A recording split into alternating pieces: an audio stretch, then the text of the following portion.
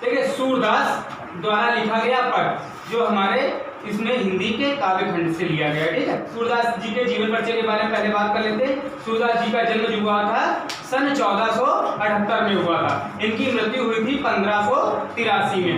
इनके पिता का नाम रामदास था और इनका जन्म स्थान लुनक्ता माना जाता है, लेकिन विद्वानों में अलग अलग मत हैं।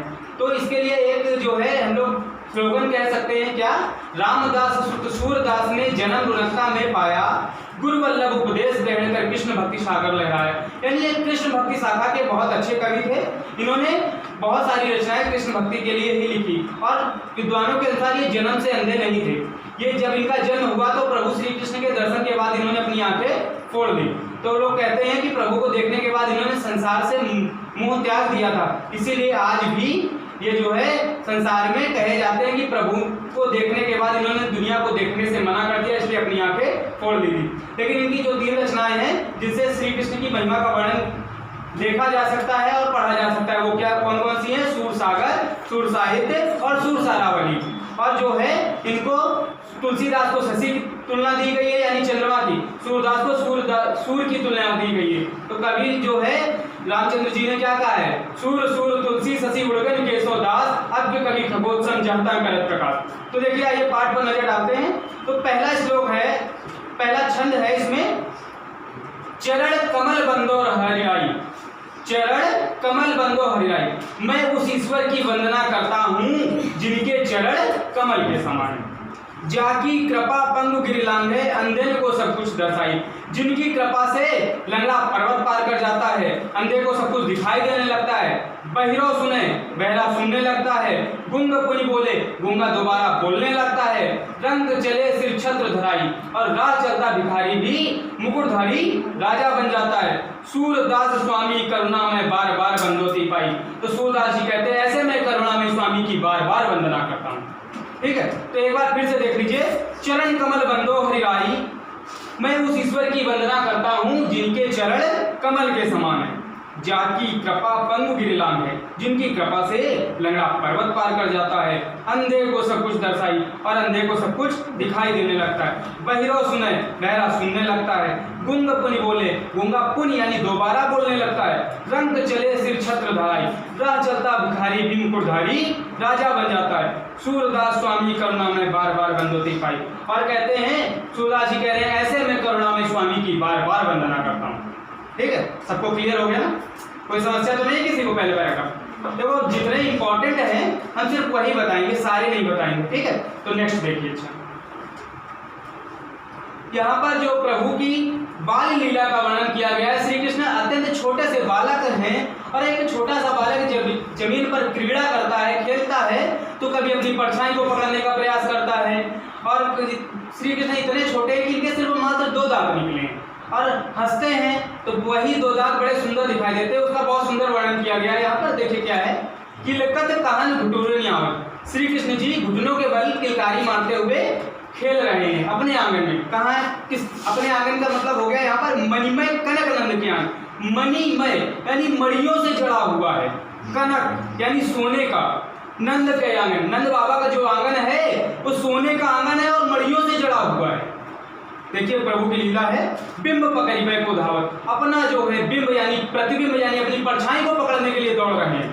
कबहू निरखि हरि आपको छो सो पकड़न चाहत, कभी हरि, हरि मतलब भगवान, कभी भगवान अपनी परछाई को पकड़ना चाहते हैं, फिर क्या है हरि आप सो पकड़ना चाहते, कभी वो अपनी परछाई को पकड़ने का प्रयास करते हैं। क्या होता है आगे कि लिखत है हासत राजत दो जतिया पुनि पुनि तिहा गाँव, जैसे ही परछाई को पकड़ने का प्रयास करते हैं, परछाई तो पकड़ी नहीं जा सकती, वो और आगे बढ़ जाती है।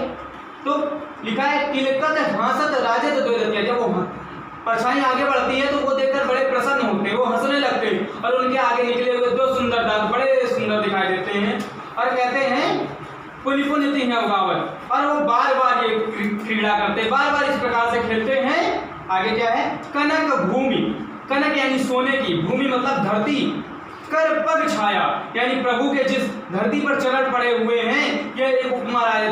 मानो ऐसी उपमा की जाती है, कैसी, करी करी प्रतिपद प्रतिमा वसुधा कमल बैठे सारे, मानो ऐसा लगता है माँ सरस्वती कमल पर विराजमान हो। प्रभु श्री कृष्ण उस मड़ियों से आंगन पर जब चलते हैं, उनके पैर सुशोभित होते हैं उस आंगन में, तो ऐसा लगता है कि उनकी तुलना इस प्रकार से या उपमा इस प्रकार से की जा सकती है मानो माँ सरस्वती कमल पर विराजमान हो।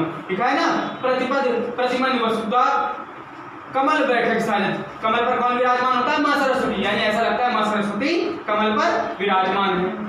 बाल दशा सुख निरख जसोदा पुनि नंद बुलावत। श्री कृष्ण की यह बाल दशा देखकर, प्रभु की यह बाल दशा देखकर माता यशोदा नंद बाबा को बार बार बुलाती हैं। और क्या फिर आगे क्या है? अचरा तर लय ढाक सूर्य के प्रभु को दूध पिलाओ। जब प्रभु श्री कृष्ण भूखे हो जाते हैं, माता यशोदा उन्हें अंचल से ढककर दूध पिलाती है। ठीक है, क्लियर हो गया ना? पक्का? आगे देखो, थोड़ा सा श्री कृष्ण बड़े हो गए, बड़े होने के बाद हट करने लगे माँ से। माँ से क्या कह रहे हैं? मैया अपनी सब गाय चरइयों, हे माँ मैं सारी गायों को चराने जाऊंगा। प्रातः होत बाल के संग जइयों, तेरे कहे न रहियों। सुबह होगी, ग्वाल बालों के साथ चला जाऊंगा, तुम्हारे कहने से रुकूंगा नहीं। ग्वाल बाल गायन के भीतर नए को डर लागत। माता कहती है तुम्हें ग्वाल बालों और गायों के बीच में डर नहीं लगता है? प्रभु मना कर देते हैं, हमें तो डर नहीं लगता। आगे क्या है? आज न सोवो नंद दुहाई रहने रहूंगा जागर। और कहते हैं नंद बाबा की कसम है, आज मैं सोऊंगा नहीं, क्योंकि रोज मैं कहता हूँ और तुम मुझे जाने नहीं देती हूँ, मैं सोता रहता हूँ। आज नंद बाबा की कसम मैं पूरी रात जागता रहूंगा, जो है मैं सुबह गाय चराने जाऊंगा। आगे क्या होता है? और ग्वाल सब गाय चराई है, मैं घर बैठे रही हूँ। सारे ग्वाल बाल गाय चराने जाएंगे, क्या मैं घर में बैठा रहूंगा?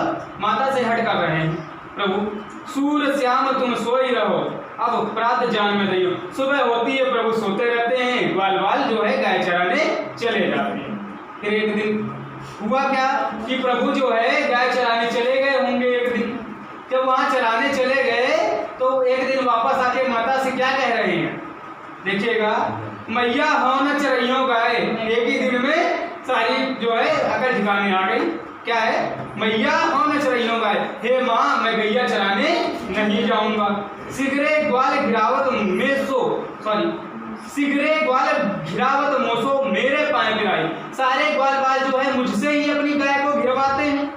यानी जब गाय दूर चली जाती है तो ग्वाल बाल इनको भेज देते, जाओ गाय को पकड़ के ले आओ जाके। यानी कहने का मीन्स हो गया, वो माता से कह रहे हैं हे माँ सारे ग्वाल बाल जो है मुझसे ही अपनी गाय को घिरवाते हैं। मेरे पाए पिराई, मेरे पैरों में पीड़ा होने लगी है, मेरे पैर दर्द करने लगे हैं। जो ना पाते पूछे बलदाऊ अपनी समझ भाई। अगर माँ तुझे यकीन नहीं है तो बलदाऊ भैया को अपनी कसम देकर पूछ लो।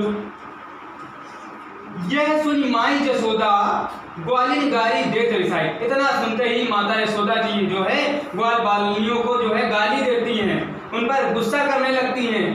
क्या कहती हैं? मैं पटवत अपने लड़का को आवे मन बहराई। और कहती हैं कि मैं अपने बालक को भेजती हूँ सिर्फ मन बहलाने के लिए, मैं अपने बालक को सिर्फ मन बहलाने के लिए भेजती हूँ। सूर श्याम मेरो अति बालक मारत ताहिरिगाई। मेरा बालक तो अभी बहुत छोटा है और मारत ताहिरिगाई, ये लोग इससे गाय घिरवा के इसे मार डालेंगे। ठीक है, समझ में आ गया? पक्का? तो श्री कृष्ण थोड़ा सा और बड़े हुए तो बांसुरी वांसुरी बजा के थोड़ा सा हेर फेर करना शुरू किया। तो देखिएगा आगे क्या है। तो दादा जी कब आएंगे? क्या है जब कीर्तन चली जाओगे तब आएंगे, अभी शांत रहो 2 साल के। देखिए सखियां एक दूसरे से बात क्या कर रही हैं। श्री कृष्ण जब बांसुरी के हो गए, देखिए क्या होता है जब किसी चीज की लत लगती है ना, आदमी अगर व्हाट्सएप चला रहा है तो घंटों व्हाट्सएप ही चलाता रहेगा, फेसबुक पे एक नई आईडी बनाई तो फेसबुक। ऐसे श्री कृष्ण ने अपनी नई बांसुरी ली होगी तो उसी बांसुरी के साथ सारा दिन लगे रहते थे। तो वही आगे देखिए क्या है, सखी मुरली लीजिए चोर। एक सखी दूसरे सखी से क्या कह रही है? हे सखियों ये मुरली चुरा लो, हे सखियों ये मुरली चुरा लो। जिन गोपाल कीने अपने बस प्रीत सबनी की तोड़। इस बांसुरी ने श्री कृष्ण को जो है अपना बना लिया है, हम सबसे प्रेम तुड़वा दिया है। इस बांसुरी ने श्री कृष्ण को अपना बना लिया है और हम सबसे प्रेम तुड़वा दिया है। फिर आगे क्या? छिन एक घर भीतर निज बासर धरत न कबहु छोड़। एक क्षण के लिए भी घर में अंदर बाहर निज यानी रात में बासर दिन में दर्द कबहु न छोड़। एक क्षण के लिए भी इस बांसुरी को अपने से अलग नहीं करते हैं। फिर क्या है? कबहु कर कबहु धरन कटी कबहु फांसत जोर। और कभी अपने जो ओठों पे रखते हैं, कभी अपने हृदय से लगा के रखते हैं, कभी अपने कमर में बंदूक की तरीके खोस लेते हैं। तो देखिएगा आगे क्या है, यानी कभी अपने कमर पे लगा के रखते हैं, कभी अपने ओठों पे रखते हैं और कभी कभी जो है अपने हृदय से लगा के रखते हैं। ना जानो कछु मेरी मोहिनी राखे अंग अंग भोरी, और कहते हैं पता नहीं इस मेल मोहिनी ने कौन सा श्री कृष्ण पर सम्मोहन जादू कर दिया है। ऐसा लगता है श्री कृष्ण पर इस बांसुरी ने कोई जादू कर दिया है। और क्या लिखा है, राखे अंग अंग भोरी, और ये बांसुरी श्री कृष्ण के अंग अंग में समा गई है। सूरदास प्रभु को मन सजनी बांधो राग की डोर, ऐसा लगता है इस बांसुरी से प्रभु को प्रेम हो गया है और इस बांसुरी ने श्री कृष्ण को प्रेम में बांध लिया है। तो सखियां जो है इस बांसुरी को चुराने का प्रयत्न कर रही है। ठीक है, अच्छा आगे देखते हैं। बेटा शांत रहा, मतलब हम बोलना बंद हुए, बोलने के पैसे हमको देते हो तुम लोग, तुमको नहीं मिलते, फालतू ना बोला। पढ़ा देखिए हुआ क्या, श्री कृष्ण जब जो है ब्रज को छोड़कर द्वारिकाधीश हो गए, अब द्वारिका के राजा बन चुके थे, तो अपने ब्रज को याद करते हैं। क्या कह रहे हैं, उद्धव मोहि ब्रज बिसरत नाही, अपने दोस्त उद्धव से यानी मित्र से उद्धव से क्या कह रहे हैं, उद्धव मोहि ब्रज बिसरत नाही, हे उद्धव मुझे ये ब्रज भूलता नहीं है। वृंदावन गोकुल वन उपवन संगन कुंज की छाई, वो वृंदावन गोकुल बाग बगीचे और कुंजों की छाया, ये वृंदावन गोकुल बाग बगीचे कुंजों की छाया मुझे कुछ भी नहीं भूलती है। फिर आगे क्या है, प्रात समय माता जसमत अरु नंद देखी सुख पावत, सुबह होते ही माता यशोदा और नंद बाबा मुझे देखकर सुख पाते थे। माखन रोटी दही सजायो अति साथ खवावत, दही पर रोटी पर दही और मक्खन लगाकर मुझे अपने साथ प्रेम से खिलाते थे। फिर आगे क्या है, गोपी ग्वाल बाल संग खेलत सब दिन हंसत सिरा, गोपी ग्वाल बालों के संग खेलते खाते मेरा पूरा दिन व्यतीत हो जाता था। सूरदास धनी धनी ब्रजवासी हिंसो जिनसो हित जलता, कहते हैं वो ब्रजवासी धन्य हैं जिनको श्री कृष्ण जैसे हितैषी मिले, श्री कृष्ण जैसे प्रेमी मिले, यानी श्री कृष्ण प्रभु सभी को मिल जाए ऐसा हर किसी का सौभाग्य नहीं होता। देखिए आप लोगों को एक बात हम और बताना चाहेंगे, आप लोग जब थोड़ा सा बड़ी क्लास में जाओगे तो एक इंटर में एक सूरदास ने बहुत सुंदर सा उसमें लिखा है कि मेरो मन अनंत कहाँ सुख पावे, मेरा मन इस अनंत संसार में कहाँ सुख पा सकता है।